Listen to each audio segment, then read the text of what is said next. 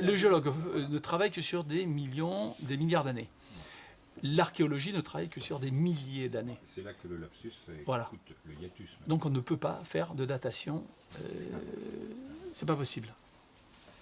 Voilà. Mais l'archéologue, excuse-moi, pour préciser, l'archéologue il peut faire une datation parce qu'il va retrouver un ossement ou quelque chose.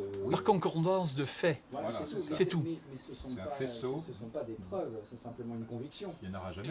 Il ne peut pas savoir si le mur, même s'il y a des ossements et des tas de choses, ce mur n'existe pas depuis 10 000 ans. Tu vois. Alors, en l'état actuel des connaissances, quand on travaille sur l'obsidienne par exemple, ou sur le cristal de roche, avec les analyses isotopiques, on arrive maintenant à déterminer si les oxydations, les dépôts, qui sont à la surface de certains minéraux ou certaines roches, sont récents ou moins récents. Mais ça reste pour l'instant très confiné à quelques espèces de roches et de minéraux. Il est impossible de pouvoir faire une datation précise sur les grandes pyramides. Les datations seront faites par un géologue en termes de millions d'années, milliards d'années.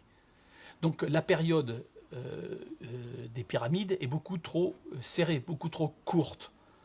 Donc dans l'hypothèse, on pourrait supposer que ces pyramides étaient peut-être là bien avant les Égyptiens et que ce sont les Égyptiens qui ont réemployé les pyramides dans leurs rituels ou qui se sont réappropriés ces pyramides dans le cadre d'un certain nombre de choses qui les concernaient. Si l'on considère les accidents possibles sur Terre, avec la dérive des continents, les volcans, etc., voire les impacts de météorites majeurs, rien ne pourrait nous s'opposer à dire que des civilisations plus avancées que celles que nous connaissons aujourd'hui aient pu vivre sur notre Terre, sur notre planète. Si nos civilisations terrestres aujourd'hui venaient à disparaître subitement, pour une raison X, ce qui devrait subsister de ces civilisations ne serait pas grand-chose. Beaucoup de choses résisteraient au cours des siècles, mais pas au cours des millénaires. Seuls quelques très grands monuments seraient capables de résister. Moi, je penserais par exemple aux grandes pyramides d'Égypte. Le contenu de la Terre, c'est-à-dire que la Terre est un géoïde sphérique. Une sphère. Voilà. Bon, à l'intérieur de laquelle se trouve au centre un noyau. Oui. Dans ce noyau, fer, exclusivement du fer et un petit peu de nickel. Ce noyau a tendance à bouger. Comme c'est du fer, le fait que ce noyau travaille au cœur de la Terre provoque un phénomène qu'on appelle une dynamo. Mais ce n'est pas une dynamo à l'échelle d'un véhicule, d'une mobilette, c'est une dynamo à l'échelle terrestre. Or, cette dynamo provoque un champ magnétique qui se retrouve à l'extérieur de la Terre. Et à l'extérieur de la Terre, principalement, ce magnétisme se détecte au pôle, donc au nord, on va dire, de la Terre et au sud de la Terre. Mais ce pôle magnétique n'est en rien le pôle géographique que l'on connaît. Il est à côté. Et aujourd'hui, parce qu'il se déplace régulièrement, il se trouve au Canada. Mais bien avant, on savait qu'il se trouvait dans d'autres régions de la planète. Il a la capacité, ce pôle magnétique, de se balader d'environ 40 km par an, mais de manière aléatoire, c'est-à-dire qu'on ne sait pas dans quelle région du globe il va se retrouver demain ou dans 40 ans.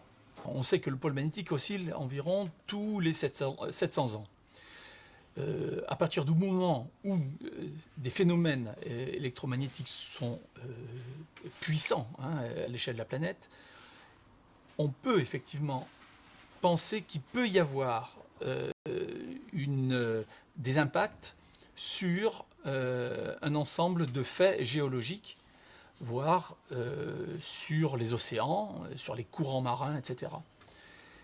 Mais la somme de paramètres qu'il faudra ajouter à cela est telle que pour l'instant, en l'état actuel des connaissances, il est difficile de dire que le paléomagnétisme ou le géomagnétisme a un impact direct sur certains des grands phénomènes qui gèrent l'environnement de la planète. L'idée que tu laisses entendre, c'est qu'on n'a pas de données suffisantes pour estimer l'état de la situation dans ce domaine particulier, c'est-à-dire oui ou non, on peut repérer avec cette science les causes et l'amplitude et les moments de changement de grande amplitude. Si tu dis par exemple des modifications de la surface de la planète qui engendrent des modifications considérables, parce qu'en fait, oui, hein, ça doit être assez considérable, et le caractère brutal de la survenue, on ne sait pas ces choses-là. Ça commence, c'est ce que nous a dit Gauthier Hulot, il m'a dit, si je parle clairement, ça fait 19 ans qu'on a mené dessus, 19 ans, Ouais. C'est rien du tout en science. C'est rien du tout. Voilà. Non, à 780 000 ans, on a eu une inversion des pôles magnétiques. On le sait parce que à l'intérieur des roches, on retrouve une inversion de l'emplacement des cristaux à l'intérieur de la roche. Bon. Le problème, c'est que il n'y a pas de connexion directe avec le monde du vivant et des océans. On ne sait pas ce qui s'est réellement passé à ce moment-là. C'est pour ça qu'il est difficile d'affirmer ou d'infirmer des choses. Tous les scénarios sont possibles. On peut dire effectivement que ça peut avoir une incidence sur telle chose ou telle autre. Mais on n'en a pas les preuves encore, les preuves réelles. On n'en a pas. Seuls les minéraux nous disent, effectivement, il y a eu inversion ou pas inversion. On le sait. Mais en dehors de ça... Quelquefois, les changements de polarité n'affectent absolument pas la surface de la planète, hormis le fait que ça engendre des pertes, si je puis dire, de protection par les ceintures de Van Allen, et auquel cas on peut se retrouver avec la planète grillée.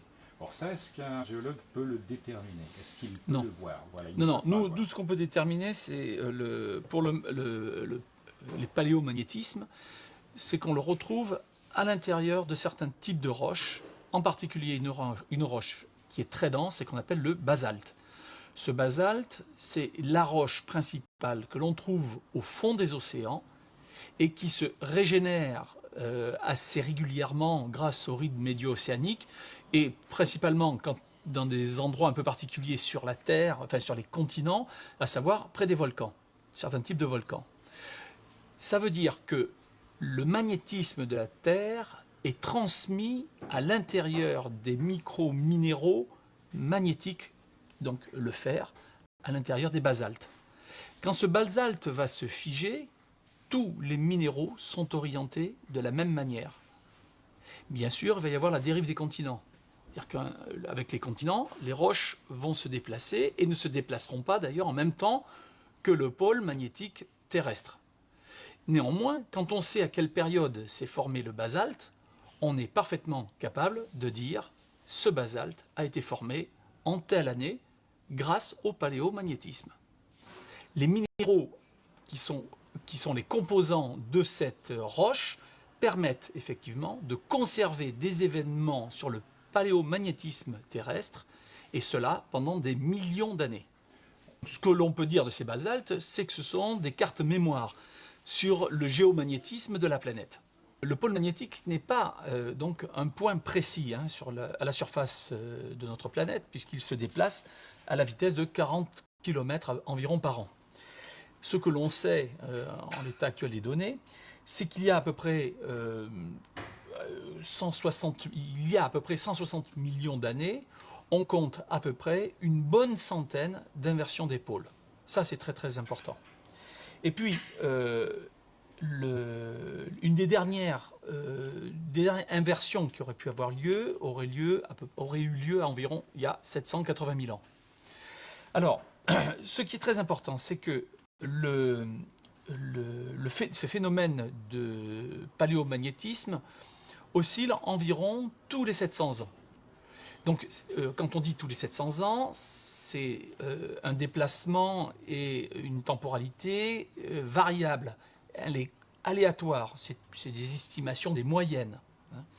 Par contre, ce que l'on sait aujourd'hui, avec l'instrumentation que l'on maîtrise aujourd'hui, c'est que ce phénomène d'oscillation augmente. Et là, c'est très troublant. Alors, là, on peut parler du pôle géographique, là, dans ces cas-là. Parce que Les deux sont Ouais. en relation, en l'occurrence, puisque l'axe de rotation, il va peut-être s'en trouver modifié, rapproché ou éloigné brutalement, justement, de l'axe géomagnétique, auquel cas l'autre, il va rectifier la donne. Et je pense, moi, personnellement, je pense qu'à l'origine, il y a ça. Et c'est pourquoi ils ne coïncident pas, et c'est le seul cas dans notre système solaire, où comment dire, il n'y a pas coïncidence entre l'axe de rotation et l'axe magnétique. C'est le seul. Il y a un petit truc sur Jupiter aussi qui est un peu excentré à l'intérieur et qui probablement, mon idée c'est qu'il y a eu un truc qui est rentré et qui est allé jusqu'aux 3/4 de la masse. Donc un truc géant. Ça, il y a longtemps. Bon, donc, tu veux que je reprenne où là Là, si tu dis, par exemple, on a un autre exemple qui nous laisse penser qu'il y a éventuellement eu des macro-phénomènes qui modifient la surface de la Terre, quand on pense, par exemple, à ce cratère de 200 km de diamètre qu'on trouve au Mexique. Tu n'étais pas obligé de dire Chicxulub parce que personne ne connaît, non, on s'en fiche. C'est dans le Yucatan, de toute façon, je pense que le Yucatan, ils connaissent. Oui, le Mexique, tu dis le Mexique. Bah, tu vois, on y est échappé. Donc si tu mets de l'or, on a d'autres choses qui nous laissent penser que la surface de la Terre a été prise dans de monstrueuses conflagrations, telles que, voilà, ce qui pourrait, parce que nous, on fera le lien nécessairement entre les mammouths et ce genre de situation. On ne peut pas passer outre. C'est-à-dire, on ne peut pas faire le lien formel, mais on ne peut pas s'abstenir d'en parler. Voilà. Et nous, on procède par lien, parce qu'on développe une hypothèse, nous. La chose est bien entendue, donc de ce point de vue-là, tu n'as rien à te reprocher. Si tu penses que tu vas loin, tu peux, parce que c'est sous la forme de l'hypothèse. Et que personne ne peut dire que quelque chose va contre cette hypothèse. Pour l'instant, personne ne peut prétendre que le pôle géomagnétique ne bouge pas tout seul de temps en autre. Ça, la chose est assurée. Quand, on ne sait pas. Donc je reviens sur le sujet. Autre exemple de macro-phénomènes qui peuvent dévaster la surface de la Terre, l'impact qu'on trouve au Yucatan, 200 km. Ça fait un peu plus de 220 si on compte le... Ça fait une chaîne de montagnes. Voilà. Oui, donc le pôle nord magnétique comme le pôle nord géographique ne sont pas de toute façon stables. Ils peuvent être aussi soumis à des macro-phénomènes, c'est-à-dire des phénomènes extrêmement puissants, comme des chutes de météorites par exemple. On a un exemple magnifique dans la péninsule du Yucatan, avec un cratère de plus de 200 km de diamètre au Mexique. Eh bien, les impacts comme cela, majeurs, ont dû probablement influencer l'axe de rotation de la Terre. Et du fait des impacts extrêmement violents, provoquer aussi des interférences dans le magnétisme terrestre. Est-ce qu'ils ont joué sur la disparition d'un certain nombre d'espèces animales endémiques? Probablement, parce qu'une partie de l'endémisme local, de toute façon, a disparu sous l'impact. À une échelle plus planétaire, c'est plus difficile de l'affirmer, mais néanmoins, quand on sait les conséquences indirectes liées à l'impact de la météorite, avec un recouvrement et une couche de poussière énorme qui a enveloppé l'atmosphère terrestre pendant un certain laps de temps, effectivement, là, on voit apparaître et surtout disparaître un grand nombre d'espèces qui sont soumises aux conditions solaires à la minute près, à l'heure près, etc. Donc des animaux qui ont ou des augmentations de température, ou etc. Enfin un certain nombre d'autres paramètres qui ont amené à la disparition de ces espèces. Post-dépositionnel, lorsque tout est rentré dans l'ordre, le phénomène de l'évolution des espèces a repris, et à ce moment-là, des nouvelles espèces se sont adaptées, et encore pour donner les espèces qu'on connaît aujourd'hui. Donc, expliquer le phénomène de géomagnétisme dans les roches reste dans un cas où on a été percuté, la Terre a été percutée par une météorite, quelque chose de très difficile à interpréter. Il faut, quand on fait ces prélèvements, être certain du lieu et de l'endroit où ces roches ont été prélevées et par rapport à quoi. On parle de la possible inversion des pôles magnétiques. Comme on sait que le cœur de la Terre est en fer et en nickel, le phénomène de dynamo, effectivement, pourrait, si le noyau se mettait à tourner autrement, provoquer l'inversion du pôle nord magnétique, qui deviendrait pôle sud magnétique et inversement. Mais actuellement, on ne sait toujours pas, en l'état des données géologiques, si le noyau terrestre est quelque chose qui est fluide ou solide. Donc, si on supposait que ce noyau se mette à bouger sur lui-même, de quelle façon cela se passerait-il? Pour l'instant, on n'en sait rien. Le contact, l'interface entre le manteau et le noyau, qui est une zone totalement indifférenciée et que l'on a du mal à comprendre, pourrait peut-être nous apporter plus de connaissances si on arrivait à l'atteindre directement. Or, c'est impossible, il est beaucoup trop profond, aucune instrumentation aujourd'hui n'est capable de descendre à de telles profondeurs du fait de la température et de la pression. Donc, expliquer le phénomène magnétique de la Terre à travers uniquement le noyau, à mon avis, ce n'est pas possible. Il doit y avoir peut-être d'autres phénomènes sur lesquels on devrait réfléchir et qui pourraient permettre d'infléchir ou non ce phénomène magnétique. Est-ce que c'est lié à la présence, situation solaire?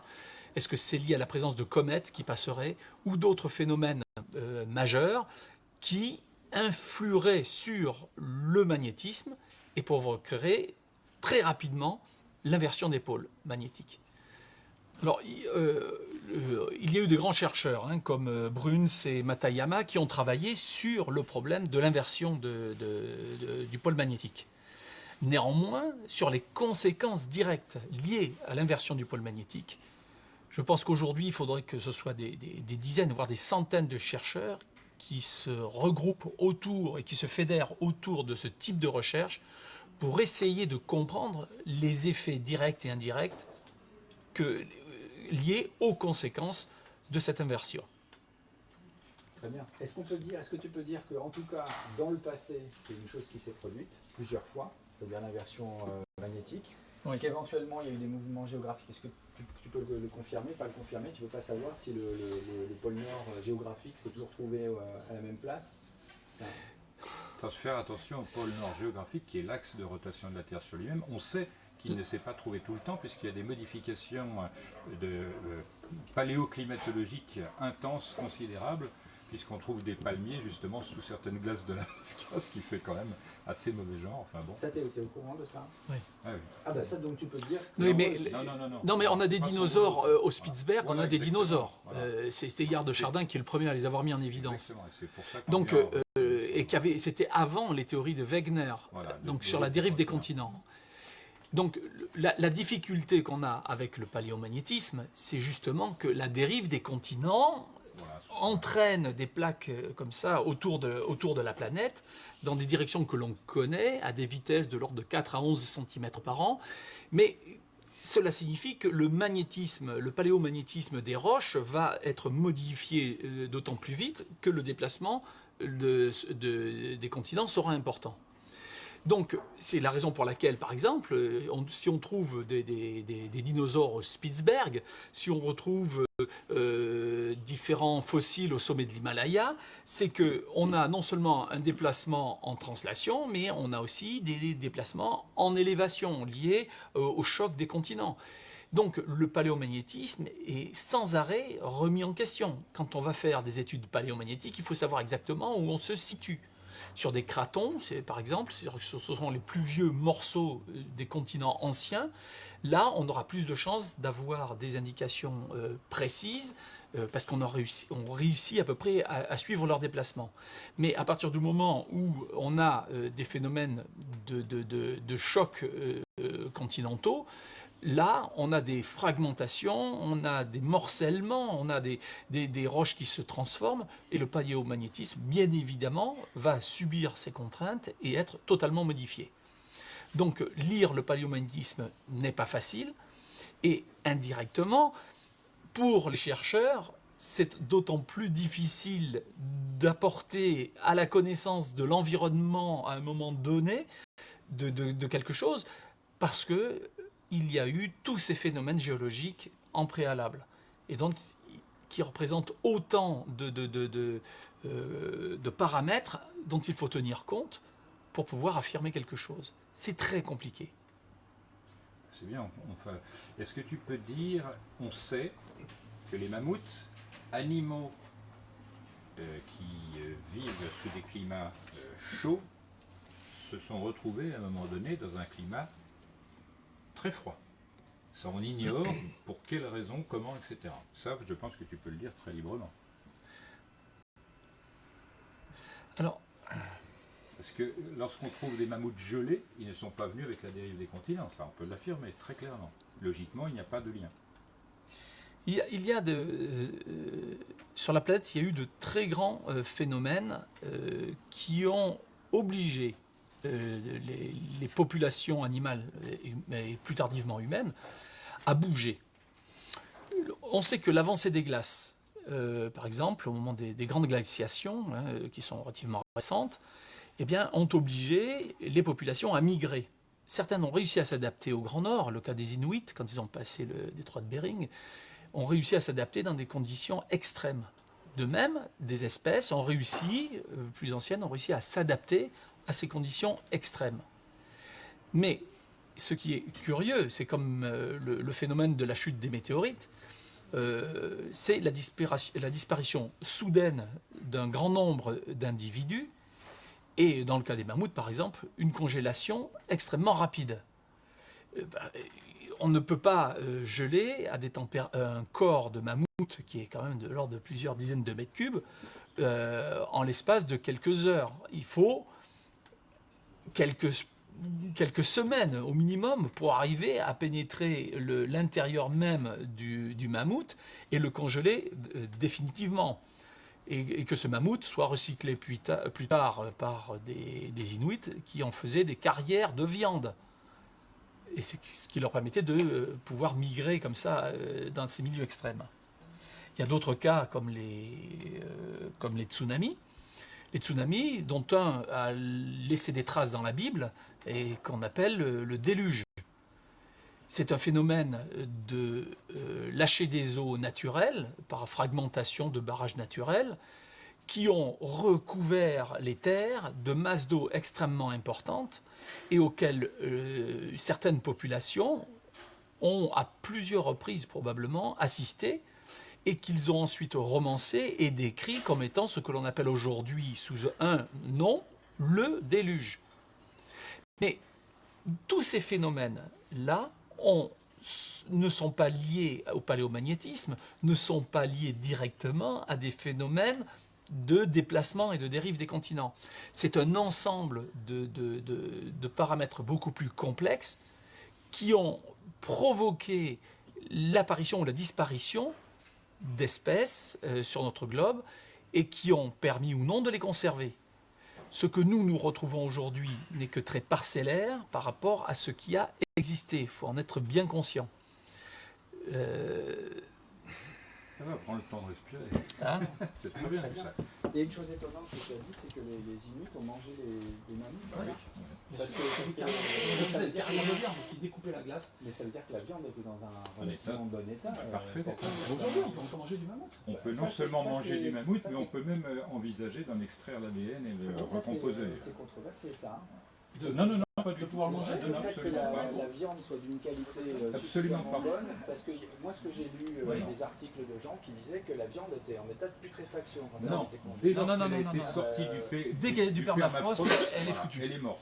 Et ben, je Mais crois quand- qu'on en- Non, c'est dès que c'est sorti du permafrost, elle commence à pourrir. Mais en réalité, quand tu la gardes congelée et que tu la consommes, elle est en Et- parfait état. Tu veux un mot là-dessus? Ça veut dire qu'elle n'était pas en putréfaction quand elle a été congelée. Ben non, C'est ça que ça veut dire. elle était Voilà. vivace. Ouais. Ça veut dire qu'il ne s'est pas écoulé 3 jours Non, ou une semaine. Mais non, Non, parce non, qu'on non, trouve le contenu, Il y a- le bol alimentaire Entre la complet. mort de l'animal et... Si la température ambiante est de l'ordre de moins 10, moins 15, si la température environnementale est de moins 10, moins 15 degrés moyenne, si un animal meurt, il y a donc un ralentissement du phénomène de putréfaction de l'animal, hein, c'est la cryogénie, hein, ni plus ni moins. Et là, on ne travaille pas avec de l'azote liquide à moins 40, on est dans des ordres de jusqu'à moins 50, 55 degrés à peu près. Donc l'animal va être piégé par la glace très très rapidement. Il sera recouvert peut-être de neige, par les tempêtes de neige, mais la glace va faire immédiatement son travail et il va y avoir une cristallisation des tissus via l'eau contenue dans le corps, il y en a un fort pourcentage, Et à partir de là, stabilisation de ce corps pendant des milliers d'années. Si bien que pendant 10 000 ans, par exemple, des mammouths ont pu être parfaitement conservés. Alors, ces mammouths, on ne les connaissait pas, on ne les trouvait pas, parce que la quantité de glace et de neige qui était au-dessus était telle qu'on ne savait pas les déceler. Or, aujourd'hui, on assiste à une fonte de la glace qui révèle effectivement la présence d'individus, quelque part, dans le Grand Nord. Ce qui nous permet de mieux comprendre comment les Inuits circulaient et vivaient à une époque donnée, il y a encore une cinquantaine d'années, parce qu'ils se servaient directement sur le stock de viande de ces mammouths pour survivre dans des périodes extrêmement difficiles. Ils récupéraient aussi l'ivoire, ils récupéraient les os, et avec tout ça, et même la peau, avec tout ça, ils pouvaient reconstruire carrément des huttes et vivre à l'intérieur de ces huttes. Aujourd'hui, si on trouve un mammouth, on va être tenté de vouloir goûter à sa viande, mais il va falloir faire attention, parce que la viande n'étant plus tout à fait prise dans la glace comme elle l'était il y a plusieurs dizaines d'années, est soumise à un phénomène de dégradation naturelle qui peut la rendre dangereuse. Disons que si vous trouvez un mammouth congelé dans le permafrost, prenez des photos, enlevez-le, recongelez-le si vous voulez, mais il y a une rupture dans la chaîne du froid. Donc de grands dangers à consommer cette viande. Si elle était vraiment prise dans la glace, vous pouvez y aller, elle est bonne. La question, c'est que tu dis si l'animal meurt, il va être congelé assez rapidement. Oui. Mais le problème, c'est que qu'il n'est pas mort. Il n'est pas mort d'abord. l'animal meurt, Congelé, mais non. il est jeune, il est en digestion, il meurt brutalement. Mais qu'est-ce qui le fait mourir, cet animal? Il n'a pas de traces de blessure. Bah oui. Ouais. Donc comment il meurt? Moi, je veux bien qu'il soit congelé rapidement à partir du moment où il est mort. Quand on retrouve des mammouths en pleine digestion et qui sont congelés comme ça dans la glace, ils ont pris ce qu'on appelle des coups de blizzard. Les coups de blizzard proviennent de phénomènes de dérèglement climatique importants. C'est ce qui risque de se passer si le Gulf Stream, par exemple, vient à s'arrêter ou à modifier le sens de son courant. Aujourd'hui, en France, on est dans un climat tempéré. Si le Gulf Stream disparaît, on se retrouve dans des climats de type canadien. C'est-à-dire qu'on va avoir des périodes chaudes, très chaudes, qui vont se mêler avec des périodes extrêmement froides. Alors, le coup de blizzard, ça peut faire rire, mais non. C'est exactement lorsque vous conduisez une voiture en France sur une route sèche et qu'à un moment donné, vous avez une plaque de verglas qui apparaît quasi instantanément sur le bitume. Et là, la personne glisse, s'écrase contre un arbre, ne meurt pas, mais va expliquer aux gendarmes, voilà, j'étais tranquillement sur la route, je n'ai pas bu d'alcool, ma voiture a quitté la route subitement et je n'ai pas compris pourquoi. Le coup de blizzard est passé tellement vite que dans le laps de temps où on est venu constater les faits, la plaque de verglas avait fondu. Donc, quelque chose de magique s'est passé, c'est simplement une masse d'air froid extrêmement froide qui est passée à un moment donné et qui a congelé tout ce qui se trouvait dans son flux. Dans le cas des mammouths, probablement ce qui s'est passé, ils ont pris un coup de blizzard extrêmement violent qui les a plantés sur place. Et le problème, c'est que d'habitude, les mammouths, on ne les trouve pas sous ces latitudes. Parce que le permafrost, c'est très au nord. Alors que les mammouths, en principe, comme les éléphants en général, vivent plutôt sur la bande équatoriale. Donc là, il y a quand même quasiment 70 degrés. Du mammouth, on en a plein ici déjà, on n'est pas en zone équatoriale. Non, mais c'est juste que ceux-là, ils ont été, limités dans leur remontée par le gel. C'est-à-dire que c'était très nettement défini, etc. Ouais. Et qu'ils essayaient de prendre la végétation qui ressortait du mélange entre la chaleur et le gel pour bouffer. Et donc ils remontaient, la population s'accroissait, etc. Ce sont des mécanismes relativement bien connus. Mais de là à monter jusqu'à 70 degrés de l'équateur, c'est-à-dire entre 20 et 25 degrés du pôle, c'est beaucoup trop loin. On a du mal, parce que là, techniquement, il n'y avait pas de quoi les nourrir. La toundra, ça ne nourrit pas les milliers de mammouths. Non, ça ne peut pas. Alors, apparemment, il semble que la toundra se soit installée après cet épisode, du point de vue, justement, voilà, c'est ça le problème. Ça se peut aussi. Parce là, je ne peux pas te on répondre. a des tourbes Oui. d'arbres de type, très très verdâtre, verdoyant, etc., qui constituent 10 mètres de sol, et que bon, bah, on trouve les mammouths juste en dessous. Donc il y avait bien quelque chose qui colle pas dans l'analyse. Parce que les vents froids, enfin les Oui, blizzards les blizzards, sont à craindre, même pour nous D'accord. dans l'avenir. Oui, d'accord. mais On enfin, va avoir tu des vois, gros soucis. Parce que Oui. est-ce que nos matériaux vont résister En à ces coups de Afrique, non. blizzard? On ne sait pas. En Afrique, non. Non, voilà. Donc Non. le problème, c'est que les mammouths, on sait que c'est la bande équatoriale. Par exemple, nous au Mexique, enfin bon, on a vu ça, il y a des mammouths qui sont montrés en pierre directement dans le musée anthropologique de Mexico, personne n'en parle. Bon, et moi j'ai vu, je me suis marré, parce qu'en espagnol c'est très lisible, c'est animal votif. Faut pas se foutre du monde, quoi. Et il y en a même sur les pyramides sculptées, etc. Ce sont des éléphants. Alors les éléphants dans le Yucatan, à part la végétation, on ne voit pas ce qu'ils y font. Attention, l'éléphant c'est différent du mammouth. Hein. Non, L'éléphant d'accord. c'est à poil, l'autre Oui, est laineux, hein. C'est voilà. à poil Alors laineux. justement, ça pourrait participer de l'adaptation, etc. Mais enfin bon, oui, d'accord. On pourrait dire que c'est militaire presque scolaire, mais bon. Non, abstiens-toi parce qu'on enregistre. quand même. Si tu t'y mets toi aussi. Ah non, mais c'est normal, il a besoin de se décontracter. Bon, Décontracte-toi. alors, Et là,